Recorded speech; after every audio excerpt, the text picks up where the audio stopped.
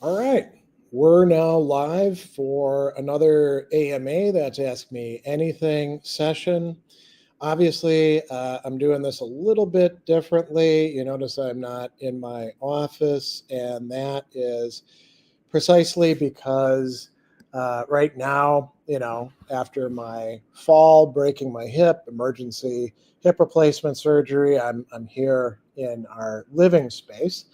But hopefully everything, we can do just like we normally would. Sound quality is not going to be quite as great, in part because I'm not using my special microphone, but hopefully this is good enough.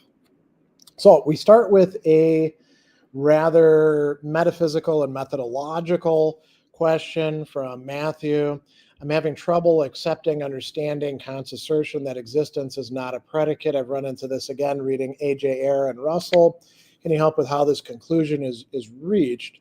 So, accepting and understanding, two totally different things in philosophy, right? I think understanding what Kant means by existence not being a predicate, that's pretty straightforward. You go to the part of the critique of pure reason where he actually talks about that, and he leads you through it step by step.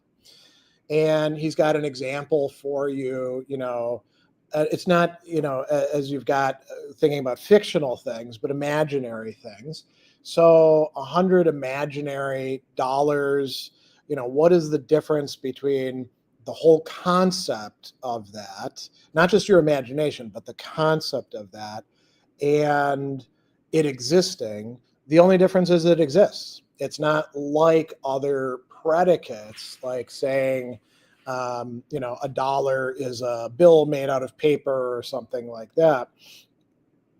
Kant is committed to a metaphysics in which existence doesn't add anything that is predicable, that is, that you can actually say about the thing. It's just indicating that it's real, that it has presence in the world or something like that. Now, that's understanding that concept. Accepting it, you don't have to accept it. So I don't know if anybody's told you that you do, but you don't. There are different metaphysical positions out there, some of which think that existence is a predicate. For example, that of Rene Descartes, so the entire Cartesian tradition, or that of Thomas Aquinas, the whole Thomistic tradition. There's contemporary people who think that existence can be a predicate, that it's adding something new. We call some of them, for example, existential Thomists, like Jacques Maritain and Etienne Gilson. So it kind of doesn't matter whether you accept it or don't. All that really matters is whether you understand it. And again, the place to go is, of course, the Critique of Pure Reason, where he's discussing that. Now, here's an interesting question from John. What would you say is one of the least appreciated works of Aristotle, and what theme or concept do you think ought to be explored more in that particular work? So that's a tough one, because it's not as if there is a uniform field of people studying Aristotle out there. There's a lot of different, let's call them subfields. Like, some people are really into Aristotle's metaphysical work. Some people are into his biological works, like Parts of Animals and History of Animals and some of the, Problemata and things like that. Some people are into his cosmology. Some people are into the ethics. Some people are into the politics. I would say, if I had to pick one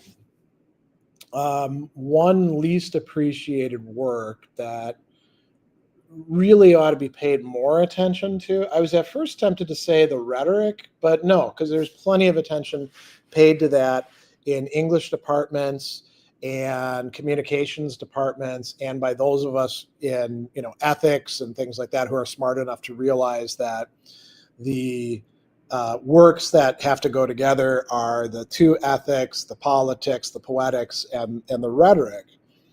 I would say the work that too many people don't read, which is really rich and I think important methodologically, is the topics.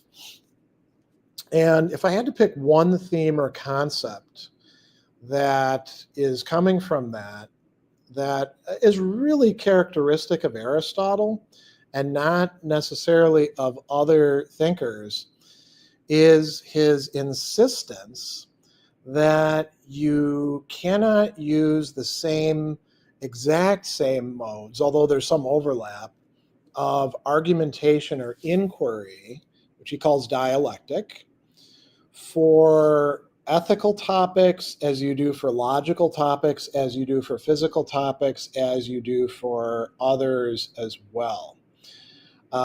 They are indeed methodologically distinct fields, so you can't like reduce one to the other the way that people are tempted to do sometimes in early modern philosophy, where they're like, everything reduces down to physics. Well, Aristotle would say, no, that's a fundamental mistake you're making. Let's do better than that. And, you know, there's a bit of a side note. Sometimes people, when they're talking about Stoicism, they say things that I think are off base, like, everything in Stoicism is based ultimately on the logic and the physics. You can't do the ethics by itself. And I'm like, well, first of all, yes, you can. And second, we don't have much of the logic or physics. So if that's the case, you're really kind of screwed when it comes to the stuff that we have more of, namely the ethics. So, but yeah, the topics, it's a work that I love to work through. He's providing all sorts of cool examples of arguments that people could make and clarifying some important distinctions. I think if you want to understand Aristotelian ethics, you need to read one of the books of the topics. And it dovetails nicely with the rhetoric as well. All right, Galen says, you've said Nietzsche was a sometimes fan of the church when it used its power, influence, in earthly affairs. Could you talk about that and where he writes on it? Well, first off, and actually most extensively, his first main work, The Birth of Tragedy from the Spirit of Music. He talks about Christianity in really three different ways. Actually, I'll say four. So there is this Jesus guy, the central figure of Christianity, and Nietzsche is kind of ambivalent about him. Oftentimes he's like, yeah, Christians didn't really understand Jesus. Maybe he could have been, an important figure, but maybe he's also like a representation of Jewish ressentiment taken to a higher level, So there's that. And then there is Christianity as an idea system, as a morality, and Nietzsche thinks that is, in its origins, basically nihilistic, but doesn't realize that it is, and anti-life. And then we can talk about like the Christianity of Nietzsche's own time. And then we have the church itself as an institution, as something like a power structure and something that has sway in society. And Nietzsche's actually got quite positive things to say about that in The Birth of Tragedy. I can't recall other places where he's doing that, but it's definitely there in that first early work. And so it's really good to make distinctions like that, I would say. All right, so now here's another interesting one from Lapse 9 Continuum. On your view, is it misguided to expect that a supreme principle of morality might be articulable, or is it possible to have an ethics not held together by any overarching principle? So the short answers are no and yes. Because we have many different ethical systems or moralities, and some of them have a supreme principle of morality, which they articulate. A prime example is Immanuel Kant, right? The categorical imperative. He articulates three different formulations of it. So there's a case in point where, whether you think Kant is right or not, there is definitely a morality, Kantian morality, that has a supreme principle. And you could say similar things with Bentham's articulation of utilitarianism with the greatest happiness principle, right? He articulates that at a number of different points in his works. So, yeah, clearly you could do that. You don't have to have every morality doing things that way. There's no one single supreme principle of morality to Aristotle's virtue ethics. As a matter of fact, there isn't even with Stoic virtue ethics or Platonic virtue ethics. And you notice a key theme there, virtue ethics, right? There are other moralities or ethical systems or moral theories that don't have a single supreme principle, sometimes by design. When we talk about deontological intuitionism or pluralism from W.D. Ross or Robert Audi, they're very clear. They're like, hey, the closest we're going to get to it is prima facie duties. Ross says, hey, I got 7 of them for you here. Audi says, we can expand that to 10. So, now if you're asking a different kind of question, namely that there is only one true morality and does it have a supreme principle that can be articulated, that's kind of a non-starter, because then you've already assumed that one of them is the right one, and now it's a question of whether you can articulate it or not. But if you do, then I think Kant is a pretty strong example of somebody who bought into that, right? Let's talk about some music stuff now. So James asks, to what extent do you think that Queen was a metal band, and if they influenced the history of metal? A friend of mine insists that early Queen was very metal and they became more a rock band. So we have to distinguish between metal as people understand that term if they grew up like after the heyday of heavy metal, because it was never actually just called metal. That's something that happens later on in the 90s, right? And in different classificatory systems like in Spotify and Apple Music and stuff like that. What Queen was called sometimes in the 70s was heavy metal. And people who talk about just metal these days, what we talk about is heavy metal, and then the genres that it spun off, they'll often call traditional metal or, things sometimes even proto-metal. Now, the use of the term heavy metal in the 1970s was looser and more ambiguous than it was in the 1980s, when it became a huge, huge genre and starts spinning off subgenres of its own, like glam metal, thrash metal, speed metal, all of that kind of stuff, right? Death metal in there as well, and early black metal. So Queen is not really a metal band by the contemporary use of the term, and it's not really a heavy metal band. Some people called them heavy metal, but that's because they were using it to describe a bunch of different things in the 1970s. It's better to call them metal adjacent, which is a term that I often use. You can call them hard rock if you want to. They definitely had affinities with metal bands, right? And they could sometimes be touring with them or in festivals with them. And odds are, if you listened to actual heavy metal, so we're talking about like, Black Sabbath, Deep Purple, Montrose, bands like that, early Van Halen, actually like pre Sammy Hagar Van Halen. I think they quit being metal after they lost David Lee Roth.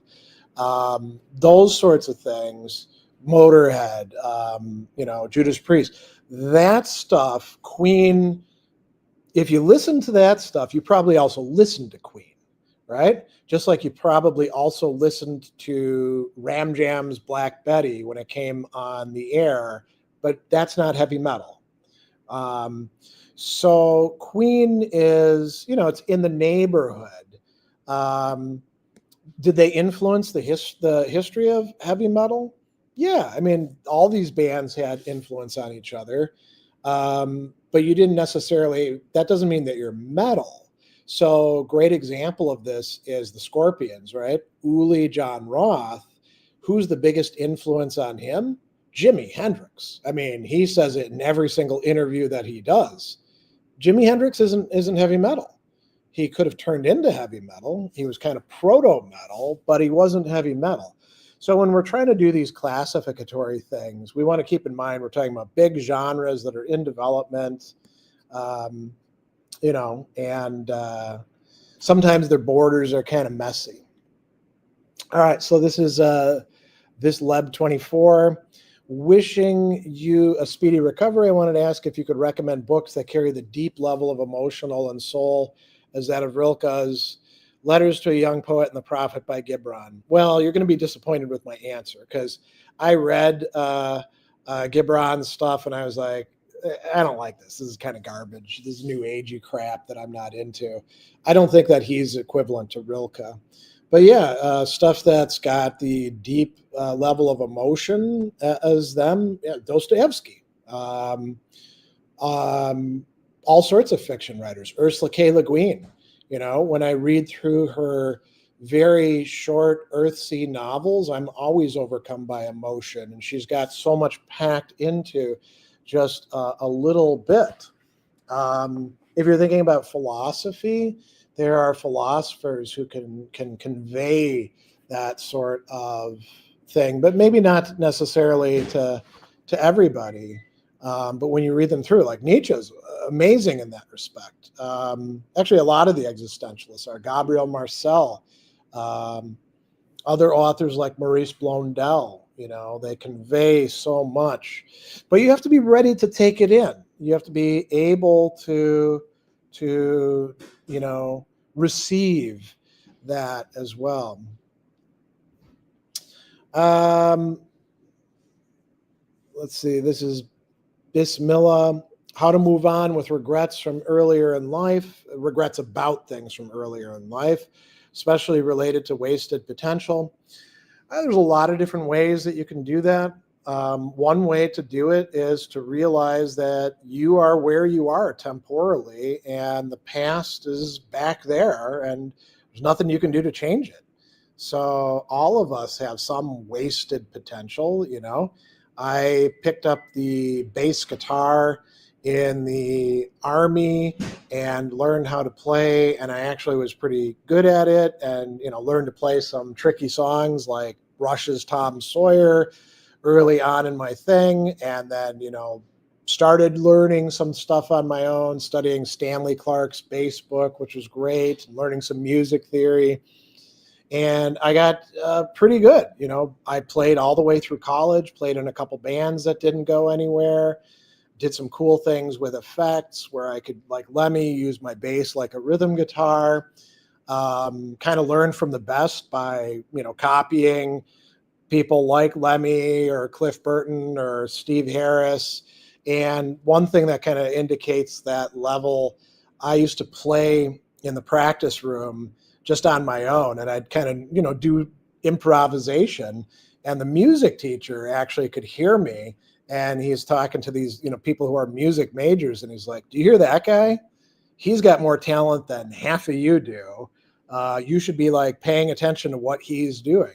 So, if I'd applied myself, I probably could have, done a lot more. I'd not necessarily been a professional, but after college, I did other stuff instead. That's potential. That wasn't realized, right? The question you got to ask yourself is, so what? Is your life in the present in any real way impacted by what you didn't do in the past?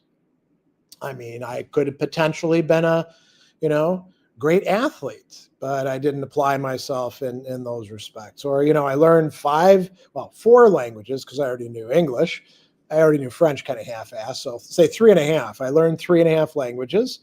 I never learned Portuguese like I wanted to, or, Mandarin like I wanted to. Is my life somehow incomplete because I didn't? So, you can ask yourself that. And if you're being honest with yourself, you can find all sorts of things that are valuable in the present about yourself. And you can actually recognize that had you pursued X potential that you didn't realize, you wouldn't be able to do the things that you can do in the present. So, All right, Mos Goez, thinking about Aristotle's phronesis, which means practical wisdom or prudence. Any works on personal finance or economics that you've found helpful for cultivating that kind of judgment, or any olive presses I should rent out? That's the reference to Thales, the legendary story that he predicted a bumper crop of olives and, bought up all or rented out all of the olive presses and then made a fortune selling them. No books come to mind for me. I think a lot of the people that are doing that sort of work and packaging their programs and coaching and all of that, oftentimes they are either like reinventing wheels that we find in, good philosophy, or they're full of crap and they've got a program that works for, this present day and then we'll get you screwed. So no, I don't have any particular recommendations when it comes to those matters. But I'm willing to bet, I've never spent a lot of time researching this. If I were to spend some time going out and doing, let's call it field work, maybe I'd find some who are quite good. The biggest problem is that the people who do like to incorporate philosophy very often only have a smattering of it, and they often get the philosophy part kind of wrong. All right, Faze Camille, I'm so sad seeing Professor growing old. Well, I mean, that's on you. I mean, I'm not sad about getting old, and I'm the one who's actually going through it. I'm not that old. I'm in middle age, right? Actually, when I fell and broke my hip, at first the doctor in the emergency room was very skeptical of the idea that I had broken it, because 55-year-olds, that usually doesn't happen to them. It's like 75-year-olds or 80-year-olds. After he took a look at the x-ray, he was like, oh no, you definitely broke your hip. So, I mean, being sad about that is, I guess, kind of a choice. Here's a consolation, though. When it comes to certain fields like mathematics, you do your best work when you're really quite young, in your 20s, maybe 30s or so. Maybe physics is often like that.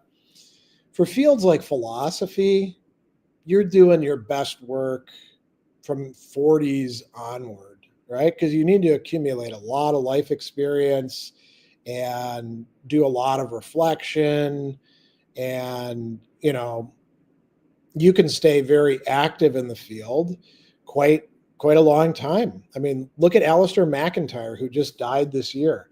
He was, I think, 96 when he died. He was still making active contributions till this year. So, it doesn't have to be something that saddens us, and it's certainly part of the natural process. As Marcus Aurelius reminds us, it would be kind of unfair for us to expect to live forever, because then other people can't use this world that we're taking up space in. All right. Hey, Mark, good to see you. He says, how's your reading of The Stand going? So Stephen King's work, and I'm reading the longer version. Maybe a lot of people don't know this. When Stephen King first published The Stand in 79, I want to say, he didn't have as much power, and the editors at the press made him take out, I think he said, around like 400 or 500 pages worth of material. So he had to, collapse it a good bit. In the 80s, he reworked it, added back in some of that material, updated some of the references, and it's a much longer, but I would say better work. So I finished The Stand a while back. I just have to get around to producing the Worlds of Speculative Fiction video on that. And the great impediment for that has been getting into my office. I was able to go back to the office for the first time yesterday. So that's more than 3 weeks after the hip surgery operation. And, that took a lot out of me. I have to get around. I'll actually show you with this cane and, going up just 8 stairs and going to my office, working. I was originally going to shoot some video, and I got to the office and I was like, no, I'm tired. I'm just going to work on podcast editing. So it's going to be a little while before I can actually get to things the way I'd like to. But, every day getting a little bit better, a little bit stronger. And I should be shooting video, hopefully. There's a little fly buzzing around. Hopefully later on this week, certainly by next weekend. I actually put off the session a week because I realized I probably wasn't going to get it done by next Saturday. Here's an interesting question. Can you recommend books to understand Gödel's incompleteness theorem and its philosophical implications? Best one, of course, is Hofstadter's Gödel, Escher, Bach. Big book that's been around for a long time. It was huge in the 1980s and 1990s. It weaves together Gödel, Escher, Bach, Lewis Carroll, and some other authors. And Hofstadter's a really great writer. So that would be the one that I would recommend. Unless you want to read Gödel himself, right? That's possible. Knortable, do you believe there's benefits to trying to understand esoteric dives into consciousness and existence, such as Paul Brunton's theory of the over-self, over-mind? I've never heard of Paul Brunton, so I wouldn't know. But I'll tell you, I'm not into esotericism. And I think most of that stuff tends to be, kind of silly bullshit. If you want to do that, go on ahead. But a lot of times it's these sort of guru types that are kind of weak on like evidence and argumentation and engaging with other authors, and they want you to buy into their thing. So I don't waste much time with that sort of stuff myself. Same thing with authors who have like an esoteric reading of Hegel. I'm like, I'll just read Hegel. I'll stick to the actual text because I know that's worthwhile. I don't know that this person's bullshit over here is. So I wouldn't spend time on it, but that's because I'm also not into that sort of thing. All right, Luke says, glad to see you. Hope the hip isn't bothering you too much today. No, it's not too bad. Every day is different, right? Since having the operation, it's getting better and better each day. I've had a little bit of more pain recently, but that's because I came off of the high-powered painkillers that you take when you're, recovering from something like this. So now it's just over-the-counter stuff like Tylenol and Aleve. But, you got that pain chart from 1 to 10. I'm usually at about a 3. But I'll tell you, most of my life I've had chronic pain. I've been at a 2 anyway. So it's not really that bothersome.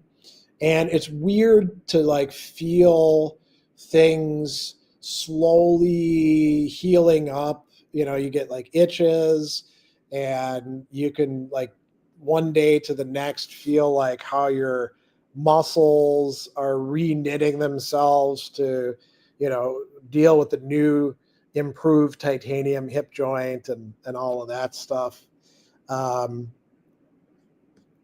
So that's all pretty good, and it's just going to be a long process. All right, so Thomas has what's probably an apocryphal story here. My sister, who's a philosophy student, started dating this Asian guy that eats his pets back home. How do you recommend I talk to her about this from a position of love and understanding? Well, first of all, ask yourself whether this is nonsense and bullshit. People who are from Asian cultures that eat animals that we consider pets don't eat pets. They're usually, so consider, dog eating. The dogs are not pets grabbed off the street, let alone their pets. They're bred for that, just like we over here breed chickens and pigs in, factory farming conditions. So that's the first thing I would do, is like educate yourself on what's actually being said there. If he is indeed eating family pets, that would be an incredible outlier. And that's a weird kind of situation that you could ask, well, what'd you do if you found out that your sister was dating an American or, British guy or whatever who is eating their pets? And you'd be like, well, that's pretty weird, right? And how do you approach any issue with a family member in love and understanding where you think that they're, actually, you're not even saying that she's doing the wrong thing. Although I guess maybe in your mind, her dating him is somehow like co-signing him doing that. When you're friends with somebody or dating them, you're not responsible for everything they do. So I would like straighten that out in your head as well. But if you do think that, how do you approach somebody about their own issues with love and understanding? Do the same thing. That one seems pretty straightforward. Ross says, after all you've learned and taught in philosophy, in a sentence or two, what do you think the main purpose of philosophy or studying philosophy is?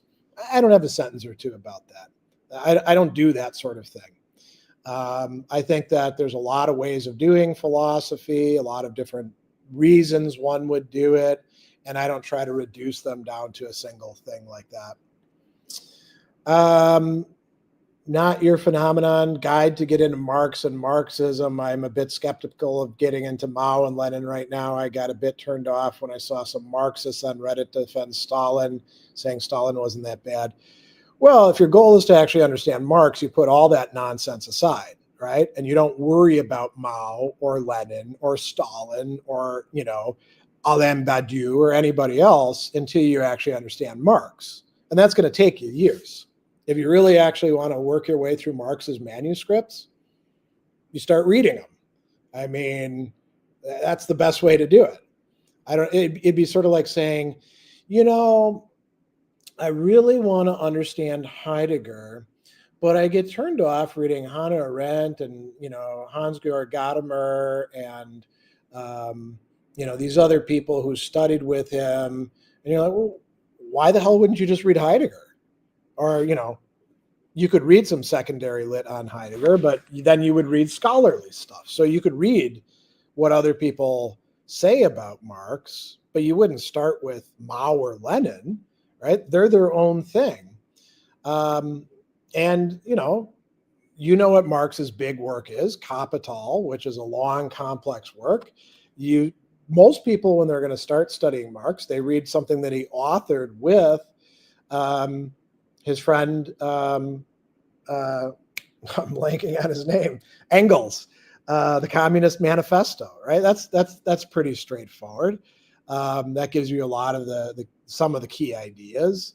But then you go to the more complex works and you see what he has to say. And you can start with the early works, which is what a lot of people do, like Alienated Labor and critique of Hegel's philosophy of right, and things like that. My favorite work by Marx is the Brumiere, right? Because I think that's really cool stuff. But you don't have to care what other people online on Reddit are saying about Marxism. And Marx is no more responsible for what Stalin did in the weird, wacky reinterpretation of it than Nietzsche is responsible for National Socialism. You don't connect those things together if you're being rational about this sort of thing. Keep Thinking says, when you were studying philosophy in undergrad, were there any areas you immediately thought weren't for you or that you did or didn't apply? Well, my exposure to philosophy as an undergraduate was maybe a bit narrower than some other people might have had. So my professors, aside from like the history of philosophy, they thought, and this just shows you how out of touch they were. So we're talking about the early 1990s. They thought that there were basically four main things going on in Anglo-American philosophy and European philosophy. So you had analytic philosophy, which they thought was going to die out soon, right? And for them, analytic philosophy basically stopped at Quine. Maybe they knew about Kripke, but I don't think they actually did. Then there was existentialism, which they thought was still going real strong, which, it's always had some interest, but in continental philosophy, existentialism was kind of old hat by the 90s. And then it gets weirder after that. So then there's Marxism, okay, because, there were still Marxists around in the 80s and 90s. And then the fourth thing was process philosophy. So Whitehead and Hartshorne and people like that. And hardly anybody was paying attention to that stuff by the 1990s. So they didn't know anything about like contemporary analytic philosophy. They didn't know anything about the important directions in continental philosophy with post-structuralism and where phenomenology had gone to and critical theory or anything like that. And I got introduced to that stuff on my own because I did a lot of reading on my own. And where I actually found stuff that I was like, yeah, this ain't for me, was in the history of philosophy when, for example, we read Aristotle. And I at first was like, this Aristotle guy, the stuff he says is either wrong or it's right because it's common sense or it's kind of boring, I'm not responding to it. And it wasn't until later that I realized I was wrong about Aristotle and he had so much to offer, right? A lot of the stuff that we consider common sense is common sense because Aristotle did it. So, I was super into existentialism. I still, draw upon existentialism. I was really into certain kinds of analytic philosophy, particularly where its impact on philosophy of language, which I don't do that much with now because we got better philosophy of language that incorporates the stuff that analytic philosophy had to say, like, Paul Ricoeur, but is much better thought out. And a lot of that is informed by like structural linguistics, Jacobson, Helmslev, semioticians like Umberto Eco. So, I got through undergrad kind of well prepared in certain ways, but with also some pretty big gaps in what I was studying. So, all right. William says, which living philosophers do you think should be read and known more by the general public? I mean, Alistair McIntyre's pretty, well, he's not living anymore. He died this year, but, if he was living a while back, he's kind of known. People know about things that they glom from his work and then screw up. So, for example, the Benedict option, Aristotle or Nietzsche. Was it Russ Duhat who wrote that crappy book about that and got it so wrong that McIntyre actually publicly said, this guy doesn't know what the hell he's talking about? It's one thing to have name recognition. It's another to people to actually read your works. The people that I have to say, it won't be a big surprise. They're mostly in the field of virtue ethics, and a lot of them have their roots in ancient philosophy. Julia Annas,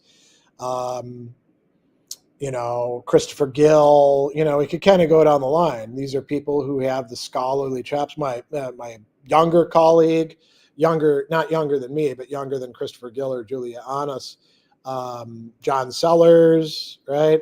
These are people who have the chops and find ways to make the stuff that they're talking about very relevant to our daily life. So I would say a lot of people like that deserve to be, read and known more by the general public. But I don't hold out great hopes that that's going to happen.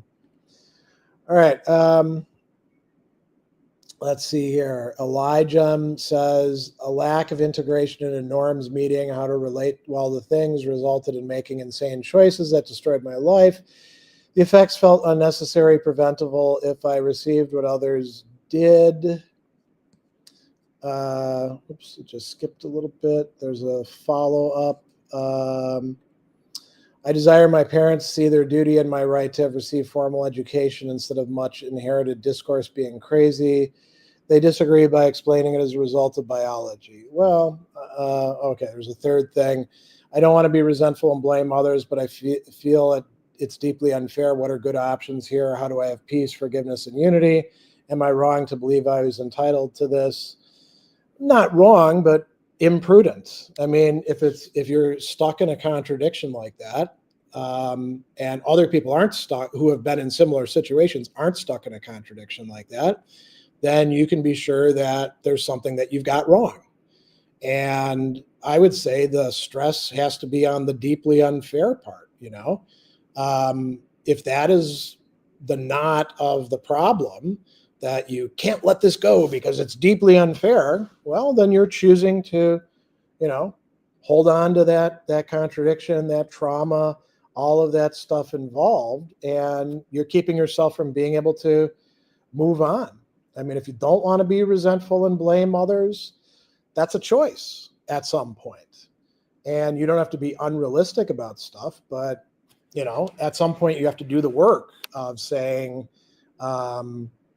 yeah, I am going to like take a different sort of mindset about this. And maybe you'll find some spiritual practices useful for that. Or maybe you get into spiritual direction or some sort of coaching that helps you out with that. And there you have to actually be willing to have somebody else tell you, oh yeah, you need to work on this, this, and this, and hold you accountable for that. This lesb, what are your thoughts on the work of the Marquis de Sade? I'm planning to read his book, Justine. I'm unsure what philosophical claims he made, regardless of his extreme notoriety. I'm mispronouncing the word. So I read the Marquis de Sade when I was in high school because, you know, he's the guy who you're not supposed to read because it's dirty and all that. And I will say this. The pornographic part of his works are very, very boring because what de Sade is really interested in is, one, philosophy, and then two, taking bodies and putting them together in all the different possible combinations, sort of like a kid who has Barbies and Ken dolls and has undressed them and is like putting them together in different combinations. And the erotic part of his writing didn't turn me on at all. I was like, this is pretty crappy erotica. Maybe for people of his time, they got titillated by that. The philosophy is pretty straightforward to sum up. You know, the universe is a hostile place. It's dog eat dog. You can either be screwed or screw, and it's up to you to decide where you want to fit into that. And so there's like all these, what would we call them? Like monologues, discourses, as the people are doing bad things to each other or explaining the way the world works to each other. Some people have found de Sade's works interesting or useful. I would say that tends to be mostly in French continental philosophy. So, for example, Jacques Lacan has a whole chapter devoted to de Sade, not endorsing de Sade, but saying, hey, here's a limit point that philosophy might go to in his seminar on the ethics of psychoanalysis. Simone de Beauvoir has an essay called Must We Burn Sade, which is worth reading. So, you know, I would maybe check out that essay in addition to reading de Sade. But I think you're probably, after you do read de Sade, you're going to be like, I don't really understand what all the fuss was about, you know, because the philosophy is second rate, the erotica is third rate. But he was a crazy guy. So, all right, Dalton says, where should I go after reading the Nicomachean Ethics? I've got some Descartes and Nietzsche sitting on my bookshelf. I don't know if I should go there yet. There is no like should. You do what you want to do. You can always go back, right? There's no like right plan for doing this. You can read some more Aristotle if you want to. You know, I mentioned a cool text that people tend to not go to that you could read next, the topics. Aristotle actually says after you finish the Nicomachean Ethics, you should go to the Politics. So if you've read it, you know that, because that's basically at the end of the book, book 10. But if you want to read Descartes, or you want to go back and read some more Plato, or you want to read Cicero, there's no like right way to do it. You could even like read books about Aristotle if you want to. All right, Darkfire. I don't recall Queen being described as metal adjacent. Definitely, they're thought of alongside bands such as the Stones, Purple, and Zeppelin. Never thought of as being new wave of British heavy metal. And they would have been too early to be new wave of British heavy metal, right? But, it's funny. One way that we can think of this, and I'm not saying that this is like a definitive argument, because a lot of these things were kind of money grabs, is you can think about compilation albums. So, Masters of Metal, Metal Killers collection, there are a whole bunch of these things out there. And sometimes they would sneak Queen into them. And, you'd be like, I don't know if this really counts or not. There were other bands that they would put in there too. But, as I mentioned, and this is Kenneth who's writing, who's a good friend who like lived through the new wave of British heavy metal as a metalhead. And we've had a lot of great conversations over the years, including an interview that we did about the new wave of British heavy metal in classic metal class a while back. Sometimes they'd include bands that, looking back at it, how does this fit in here? And it's because we didn't have like a consistent picture. So it might be considered metal in this place, but not in this place. But I think you're right. George Bataille is here. That's great. Is Hegel all about historical analysis of ideas of philosophy, and to continue it, are his ideas Eurocentric? Yeah, his ideas are Eurocentric in some respects. It depends on the idea. A lot of ideas aren't. So it's really not the right way to frame the question. It's better to ask which ideas are Eurocentric and how and to what extent. When he claims things like in the lectures on the philosophy of history, that Africa has no history and has no development, or that, Asia is all about despotism. Yeah, that's Eurocentric. I don't even think he really gets Europe right as well. Is Hegel all about historical analysis of ideas of philosophy? No, absolutely not. He's actually thinking that we're at a special time when history is like, imminent, and we can finally articulate what all this crap up till now has been about and do philosophy in a new way. That's where the phenomenology of spirit ends. So it's usually a mistake with any important philosopher to say, is X all about Y? And the answer will always be no, because they're not all about one single thing, Okay, so you made an important point in your answer. This is a life we will never experience a second time. It's never too late to create meaning and create art, poetry. Yeah, and you get one life. Unless the people who believe in reincarnation are right, but the thing that sucks about reincarnation is you don't remember your past lives usually and learn from them. And yeah, we get the amount of time we get, and that's it. All right. Davoud says, what philosophical ideas do you personally follow or believe in? What do you think about artificial intelligence and transhumanism ideas? Well, you want to see what I believe in. It's out there already. I've done a video about my eclecticism, so I don't need to go through that. But let's zero in on the second question. I think artificial intelligence is just a metaphor. There's no such thing as artificial intelligence at this point. It's not intelligent yet. Maybe it will be in the future. I'm not a naysayer, but what we're calling artificial intelligence or machine learning or anything like that, those are just metaphors. And transhumanism depends on which transhumanism idea you're talking about. It depends on what you mean by transhumanism. Are you talking about using technology to modify the human body? I just got an artificial hip joint, right? Does that make me transhumanist? It's going to like set off the alarms at airports, and I guess it's going to get cold when winter comes. But it's also allowing me mobility. So clearly we've incorporated some interesting technology into me. It's not a computer chip. So when you're going to ask about, something as broad as transhumanism ideas, it can't just be like one big thing. You got to specify what you're actually interested in asking about. Hey, Colomus, good to see you. Two things. I'm doing a precept on Bergson's matter and memory right now. The other's a question about anger and respect and dealing with others. So, here we go. So, are there any philosophical resources about respect you can think of? Do you have any books that provide philosophical resources for anger? I know you've done some videos on anger. I mean, I've not only done videos on anger, those videos on anger talk about the books that have to do with anger for the most part. And I've written a lot about it. So yeah, there's plenty of philosophical resources on that.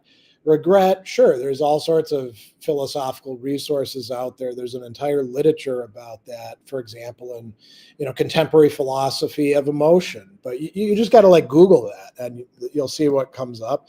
But there's stuff going all the way back to ancient philosophy. The Stoics talk about that. The Middle Platonists talk about that. Regret is, realizing that you went astray. So metanoia, the term for realizing, oh crap, I screwed up. I gotta like fix this. That's there, in all sorts of philosophical and theological literature. All right. Rahman asked something that a lot of people have asked in the past. Have you read the works of any Islamic philosophers? Yeah, we read the Islamic philosophers in graduate school. They have expanded greatly on the works of Aristotle and the ancient Greeks. Yeah, I mean, we all know this, I think, right? I don't do work on Islamic philosophers in part because I don't read Arabic or any of the other languages that would be useful. I stay in my many sets of lanes I already have, and I leave that to people who are better suited to do that. Like right down the road, we have at Marquette University, Richard Taylor leads the Aquinas and the Arabs project. And, so there's people who study Arabic and they can talk about, Ibn Sina or Al-Farabi or whoever, right? I don't need to do that any more than I need to like dabble in Indian philosophy when I don't read Sanskrit or Pali or any of those languages. All right. So pill something. Any reading recommendations on the emotion of sadness and similar feelings? Since a while I've been experiencing sadness when I go to bed and I don't know what's causing it. Yeah, I mean, there's a whole, psychological literature out there that you can look at, some of which is philosophical, like Julia Kristeva has a book on melancholy. Freud talked about that quite a bit. But again, you could go into ancient and medieval philosophy. There's all sorts of treatments of these sorts of things. You might pick somebody who's rather systematic in their analysis of the emotions, like Thomas Aquinas, who, says, here's all the different emotions, here's how they break down. Rene Descartes has a book called The Passions of the Soul. So, you could easily go through and find lots of philosophical discussions about that.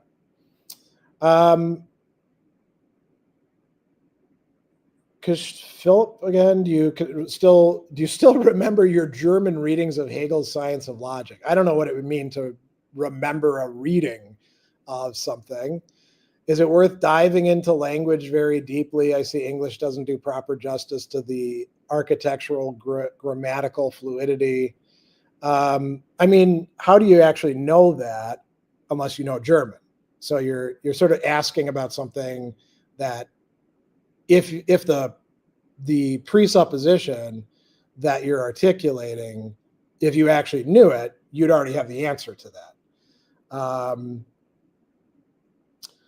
I mean, you could say the same about any author. Is it better to read them in the original? Sure. How much better? Depends on the author, depends on the work. Sometimes translations are just fine. Sometimes they're misleading. It's nice to have it as a tool, but let's not romanticize original languages or anything like that. Hegel is less profound than difficult. And I think the science of logic is probably the most difficult of his works because it's so abstract. And, it's a complex system, but do you have to read it in German? I mean, it can't hurt to learn German, but, that's if you actually want to be one of the few people who read that work. And you can certainly have a great life without doing that. David says, I've been binging classic metal class and the radio show you do with Dan the last couple of months. When do these shows typically go live? Would love to watch one live. Well, the recordings I do with Dan don't go live, right? They are pre-recorded. So then they go to the radio station and the radio station plays them at different times, but they're pre-recorded. Classic metal class, that's super easy. I mean, every time I do an update video, I tell you we're going to be doing it this day, and you look at the description of the video, and it's got a link there, and it says classic metal class. Here's the link for the class, and it tells you the date that it's going to be. And you can also find this on my Reason.io calendar. There's an online class in my Study with Sadler Academy. You join it. I send out a notice to the people who want to be in the class. It's usually these days on Sundays, like the one that is coming up this time, where we're going to be talking about women in heavy metal in the 70s and 80s, will be on Sunday the 16th at noon Central Time. But it's super easy to find these things out. You just go to my actual calendar, or you go on my Facebook page, or you watch the monthly update video, or I announce it in my social media, usually like the day before. So it's super, super easy to get into that. Sarder says, I try to get into philosophy, but I get bored. How do I start? Try not to be bored. Maybe pick stuff that doesn't bore you. If getting bored is your impediment, figure out why you're bored. And you're already kind of like doing a little bit of philosophy of emotion in doing that. But, you're going to have to read some philosophy. That's how you start. And it, doesn't necessarily have to start with one particular place. Paul says, good evening. Followed you for a while now. You helped me a lot in my philosophy degree. I just wanted to say thank you. Oh, you're very welcome. I'm glad, I think the videos can be helpful for a lot of people, or the other resources. So that's good. Brian says, what do you think about amateur self-publishable philosophers, mainly self-proclaimed philosophers?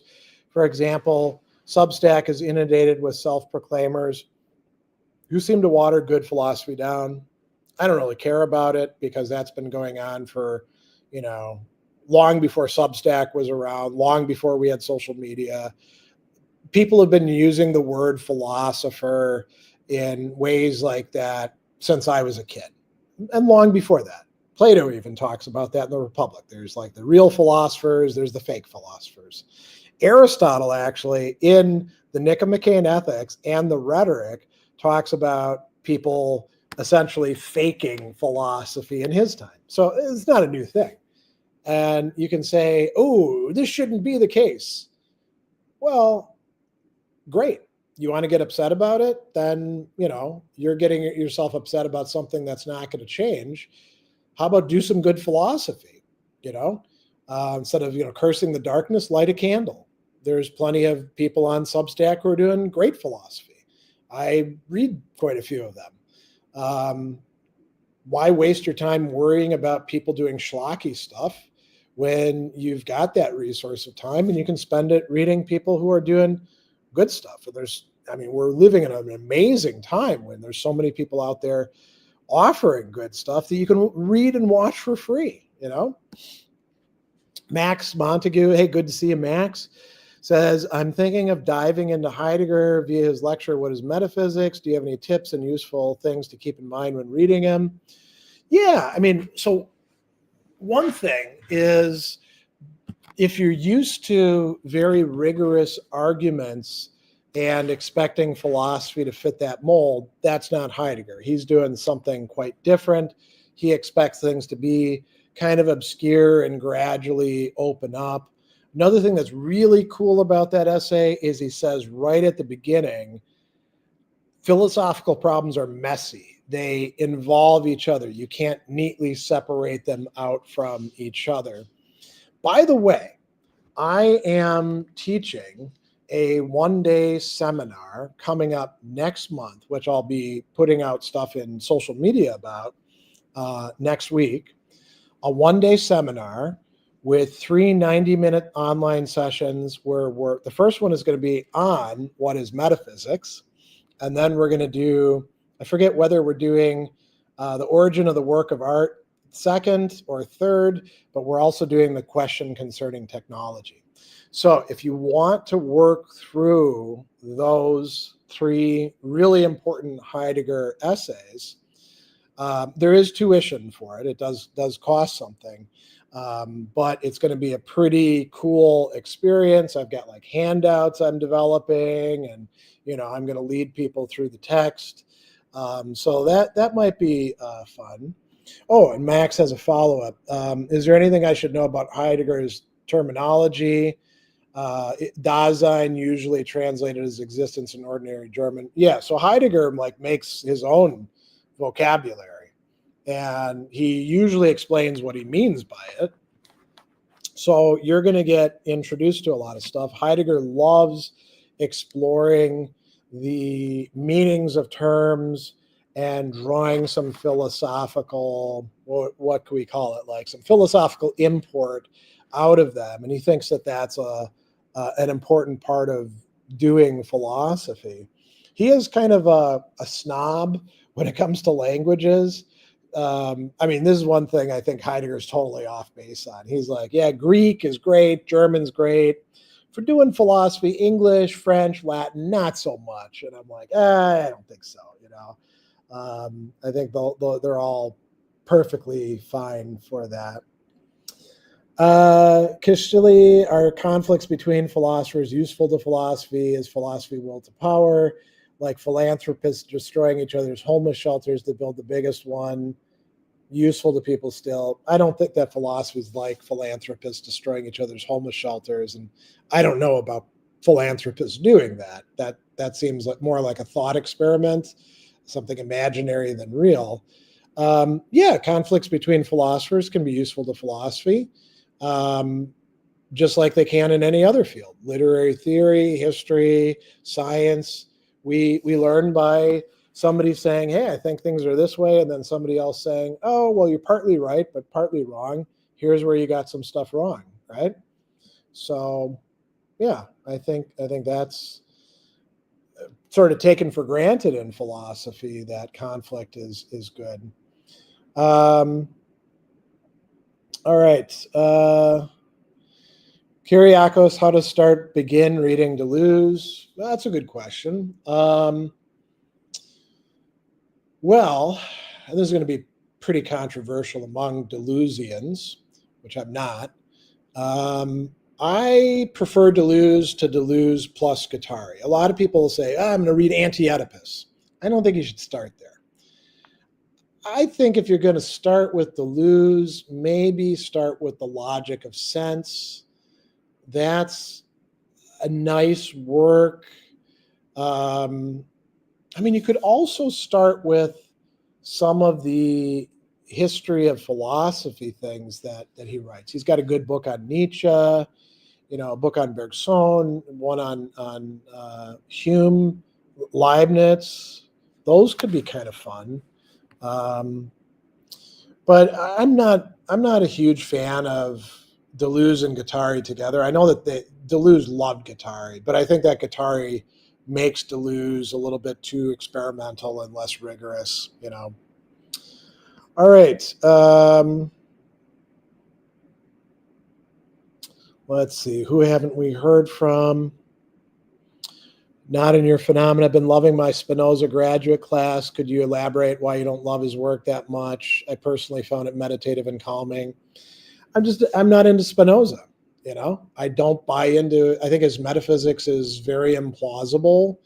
I think that his analysis of the emotions and how they work is second rate. And, that's basically it. I'm not attracted to the whole, like, I find, I call them texts with auras. People read Spinoza or they read Hegel and they're like, oh, I get so much out of it spiritually, man. Well, that's cool.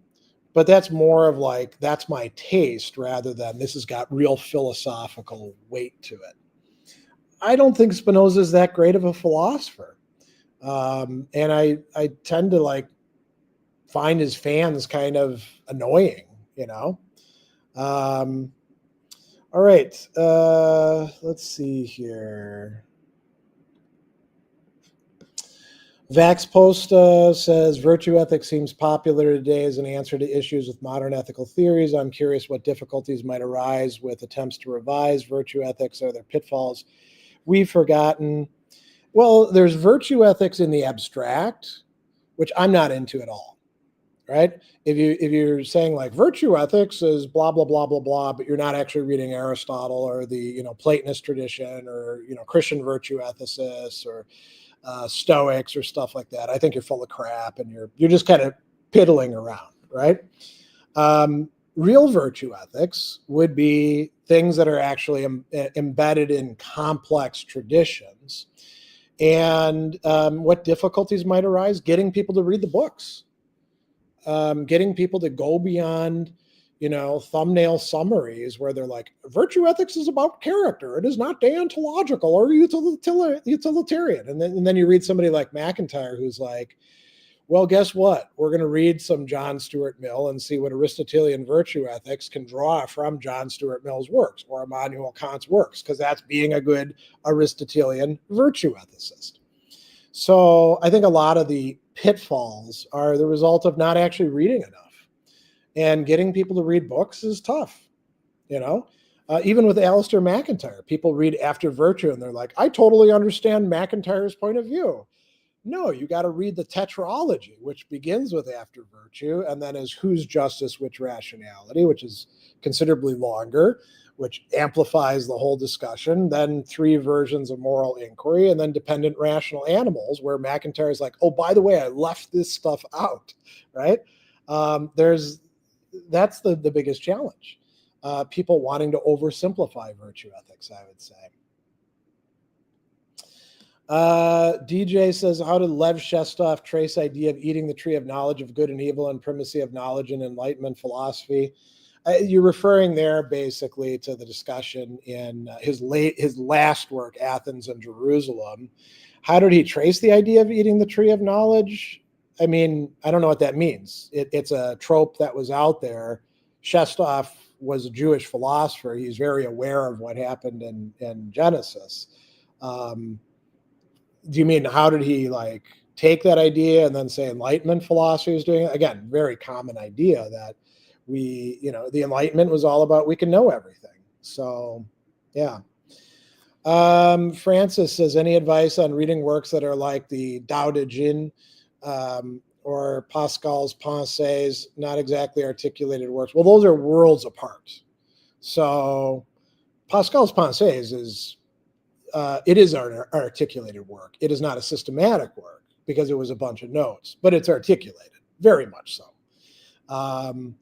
The Tao Te Ching, first of all, you got to find a reliable translation, many of which are crap.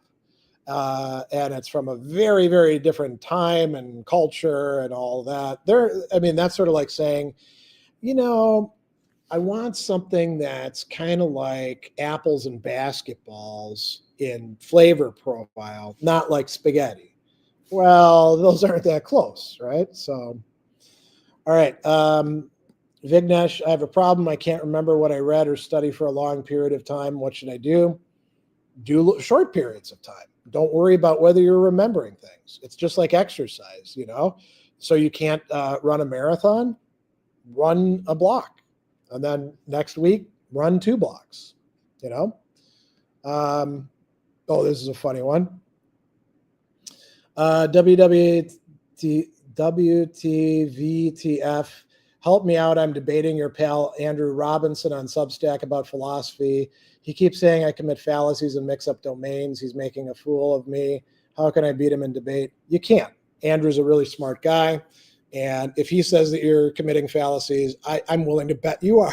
So I don't think I can help you there. Okay, so here's one from Ham. Do you think that literature can sometimes be a more effective medium for communicating certain ideas than a more direct medium like a philosophical treatise? For example, the philosophical content of Dostoevsky. Yeah, I do think it can be. Dostoevsky's a weird choice for that. And the reason I say that is because Dostoevsky, like, say, Philip K. Dick, who also does this as well, will have his characters articulate, sometimes for pages, a philosophical position, right? So that part of it is actually direct medium, but it's in discourse. And then you've got the character and how they live and what the philosophical thing means in their life.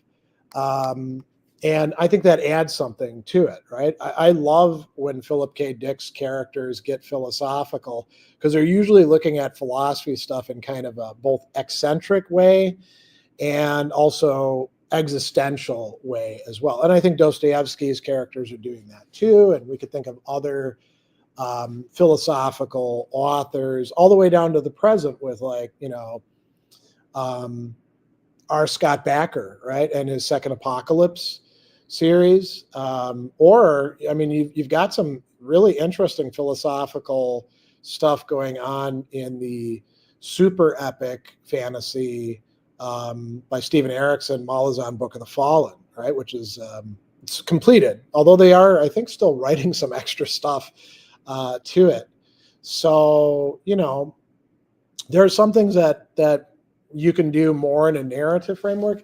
What's really interesting is that richer media, like television and movies, often don't do that as well. And I don't know if it's because the writers aren't able to have real philosophical depth.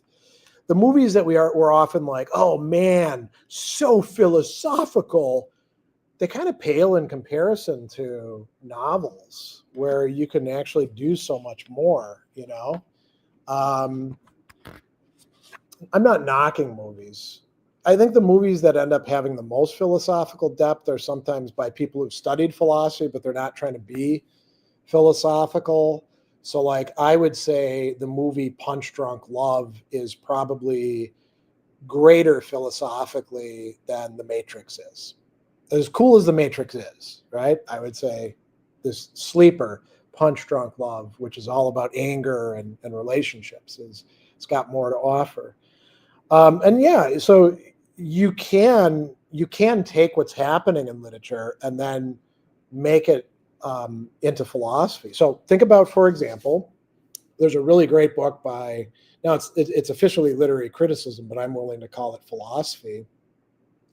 Mikhail Bakhtin, his what's it called? The Problems of Dostoevsky's Poetics. Man, that's a great book about Dostoevsky and about what's going on in his works.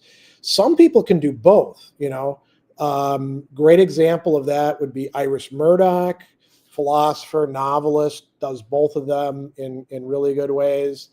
Obviously, Jean-Paul Sartre, Simone de Beauvoir, Albert Camus, those guys are really good at doing that sort of stuff. Some people can even do it with poetry, like Rainer Maria Rilke, and letter writing. And there's some novelists who have some real philosophical depth. I was just rereading Graham Greene's The Ministry of Fear, and I was struck. I've probably read it 4 times at this point by just how good it is. And he sneaks in these little observations about life and people and character and relationships. you're like, holy shit, that is good. So, all right, Diogenes, have you ever written any fiction besides your book on Christian debates of the 30s and all your work on Stoicism? I imagine you having one or two short stories tucked away in a drawer somewhere. I mean, I've written a lot more than just my stuff on Stoicism and my book on the Christian philosophy debates. I've written like dozens of academic articles and book chapters and stuff like that. And I write, my popular stuff isn't just on Stoicism. It's on like 30, 40 different philosophers. But yeah, I mean, I used to write not only short fiction, but also poetry. And yeah, there's stuff probably tucked away somewhere in files on computer systems or computer programs that no longer work, like WordPerfect. But I haven't been doing that kind of stuff. I mean, aside from writing the occasional poem, I haven't been doing that sort of stuff since probably 1995. I'll actually tell you kind of a funny story. So when I was an undergrad, I majored in philosophy and mathematics, but I also went to literature and poetry classes. And one of the professors was Carl Elder, and he was a great poet. And he, I would go to his poetry class, and we'd bring our poetry, and you'd read it, and then people would critique it, and he would give his verdict on it. And one day I came to his office during office hours, and I said, I'm thinking about changing my major to English because I want to be a writer. And he looked at me and he was like, oh, that's a terrible idea. And I was like, why? I mean, don't I have the talent or chops? And he's like, oh, that's not really the issue. I have all these damn kids in my class, and all they want to do is write poetry and literature about writing poetry and literature. They don't have enough experience with life. They don't have enough stuff to actually write about, So the stuff that they're producing is just garbage, and I have to sit there and listen to their crap, class after class. And he says, stick with philosophy. At least that way you'll actually have something to write about. And I was like, okay, yeah, that makes sense. And I stuck with it. So I'm an amateur at that, just like I'm an amateur musician. All right. Luke says, oh, this is just a suggestion for one of the other people. This led the miniseries Decalogue by the Polish director Krzysztof Cieslawski contains 10 episodes tackling philosophical themes using drama. Yeah, I saw that back in grad school. I rented it from our local cool bookstore, the Daily Egyptian was it was called the Rosetta News. The Daily Egyptian was the newspaper. Rosetta News, run by my friend who unfortunately died a couple of years back, Sig, was the cool place to rent on cassette back then, all the independent movie stuff. So they had the Decalogue, and I watched my way through it, and I thought, yeah, it's very good. I would watch that again sometime. I was actually talking with my wife about looking at that a while back, and I think that would be something kind of fun. All right, George Bataille had sorry if I repeat my question, I was specifically talking about master-servant dialectic being implied in Asian colonial ideas. I mean, you can do that if you want. I'd say that's probably the wrong way to go. If you want to see somebody who talks about that, not in Asia, but Africa, read Frantz Fanon's Black Skin, White Mask, where he's like, yeah, the master-slave dialectic, not complex enough to understand colonialism. He's totally right about that. And the master-slave dialectic, that's the tiniest little bit of the phenomenology. It would be silly to focus on that and not the other parts that are actually more germane. Let's see here.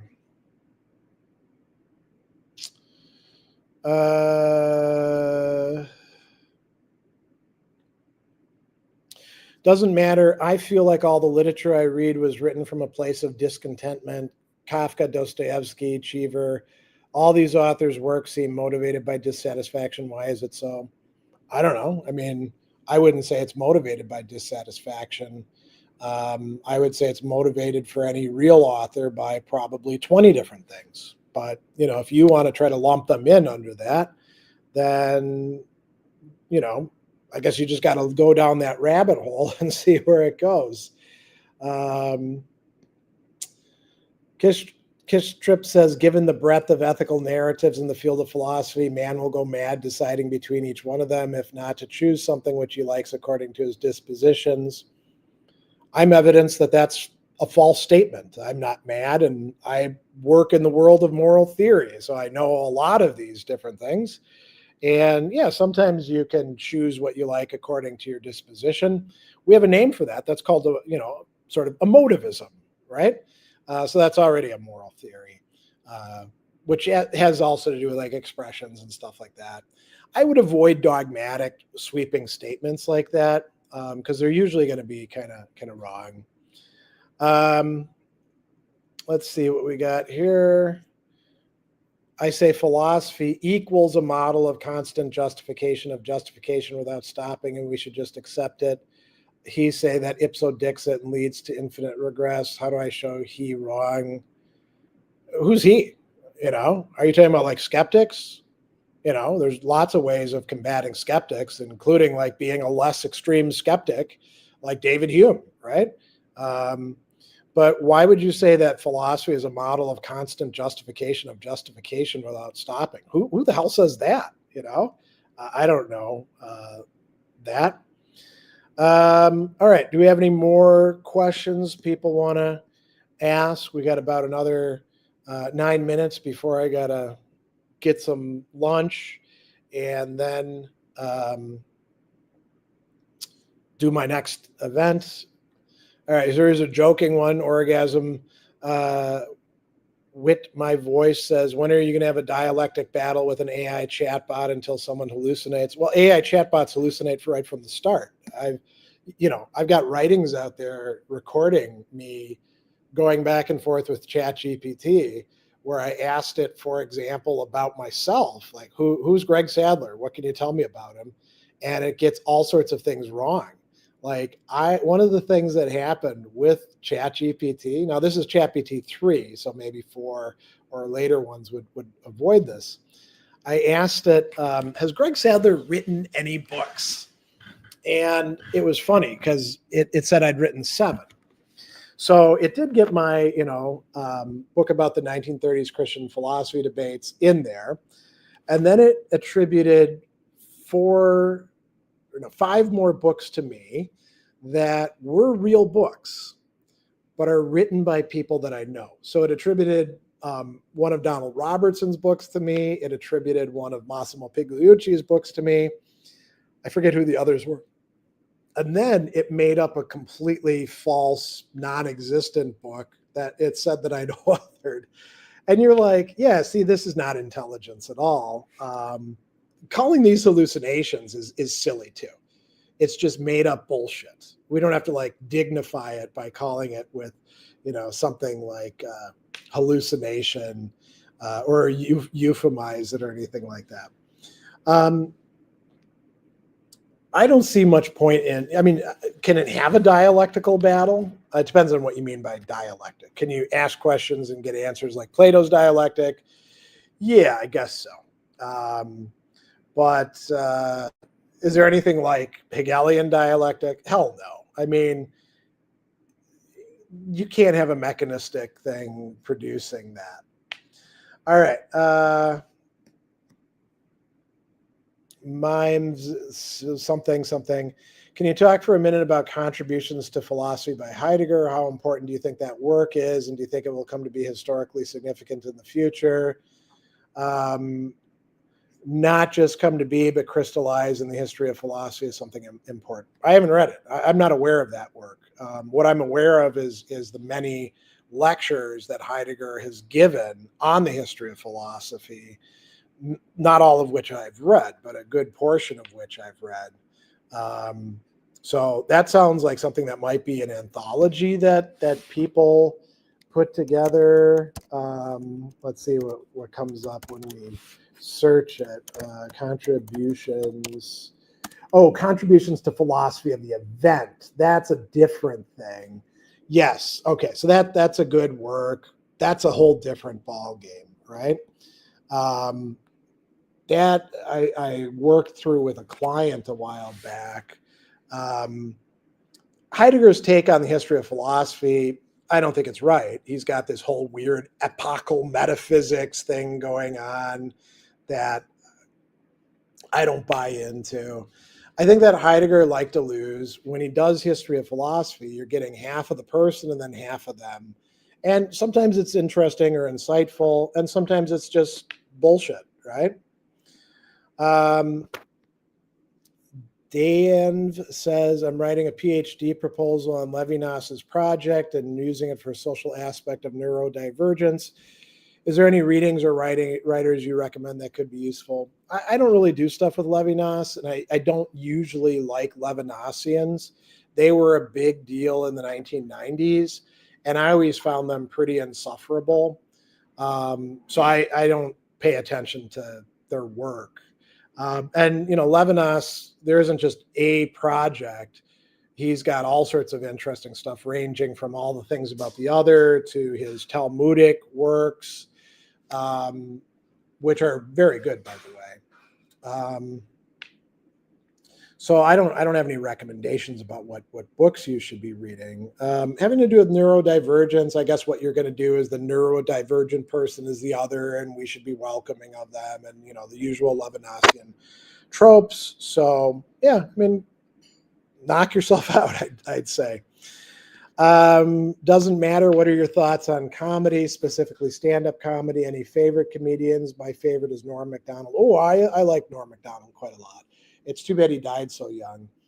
I like Bill Burr quite a bit as well. And I mean, there's a ton of people who do good stand-up, and I watch a lot of them in short bits in reels on Facebook. Sarah Milligan's really funny, I think, as well. And there's been a lot of great ones throughout the ages.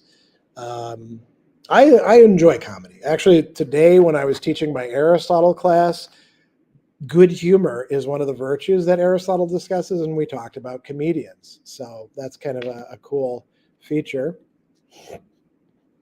Andy's here. That's good. I haven't had a chance to see how you're getting on with the accident. How are you getting on with recovery? AI says that Andy's got 2 books. Maybe you will, in the near future. So the recovery's gone pretty good. It could be daunting. I think if I were younger at a different stage in my life, I might get a little dismayed by how much is involved and how long it takes. But at this point, I'm like, yeah, this is okay. A lot of things that could have gone much worse have not gone bad. And so I'm doing okay. It kind of sucks to have lost so much strength. I'm getting around with this cane. I can't go very far at this point. It's keeping me out of the actual physical classroom. My physician did not clear me for returning back to face-to-face classes on a campus where I'd have to walk a long ways. But I think I'm doing pretty good overall.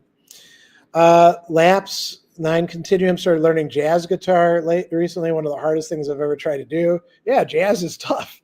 Got me thinking lately about how something initially theoretical became incorporated into unthinking habit. Yeah, that's great. So I'm going to take just one more. Oh, actually, 1 or 2 more as we wrap up. So Henry DeVille says, can you do more videos on Schopenhauer? Yeah, but not right away unless somebody commissions me to do so. I'm always open to people, basically hiring me to do commissioned videos, but otherwise I've got plans for what I'm doing. I will eventually do more on the text that I have some videos out on, namely the, I'm blanking on the name, his treatise on morality. I don't know that I'll ever do like world is will and idea, because that's a huge text. But maybe portions of it could be fun to do. Ham says The Great Gatsby changed the way I think about the nature of worldly ambition. Have you ever had any experiences like that where a novel changed the way you think about something you find important? Yeah, I mean, some of the authors who I've mentioned, Ursula K. Le Guin, I think I've learned a good bit about vulnerability and tenderness and being with other people and stuff like that from her, and often not in a direct way. Sometimes it's learning to take joy in things. Like one author who I got into when I was like late in middle school, and I've always enjoyed, is Roger Zelazny. And there's a joyousness about his writings that comes through. So yeah, I think there's quite a few, and it's great when we have those experiences. I think that's really awesome to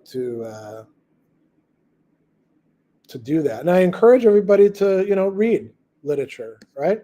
Philosophy is great. Philosophy can change your life. So can good literature. Sometimes good history can too. It like helps you put things in perspective. My wife was just reading a book today that actually mentions for a bit the history of her family. And that's really cool to find out. It gives you a different perspective on things. So, all right, I got my lunch ready here. Glad all of you could join me for this. Got more stuff coming up this month. Classic metal class. We've got Worlds of Speculative Fiction and a few other cool things. Maybe if I get ambitious enough coming up, I'm going to be doing some more of those shorts on Stoicism and the Cardinal Virtues, and got some book reviews to do as well, and we'll see what I can actually get to. I gotta be kind of measured in what I do. So, all right, I will see all of you somewhere else.